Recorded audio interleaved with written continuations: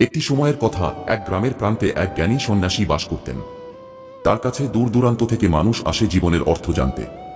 একদিন এক যুবক তার কাছে এসে বলল, গুরু, আমি খুবই হতাশ। জীবনের কোনো অর্থ খুঁজে পাচ্ছি না। কিভাবে আমি শান্তি ও সুখ পাব? সন্ন্যাসী তাকে নদীর তীরে নিয়ে গেলেন।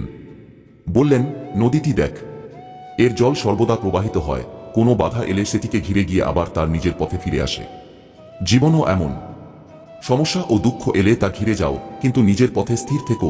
যুবকটি আরও জানতে চাইল, কিন্তু গুরু, সুখের খোঁজ কিভাবে করব? সন্ন্যাসী একটি কাঁচের গ্লাস তুলে নিয়ে বললেন, এই গ্লাসে জলে ভরো। যুবক জল ভরল, কিন্তু গ্লাস উপচে পড়ল। তখন গুরু বললেন, জীবনের গ্লাসও এমনই।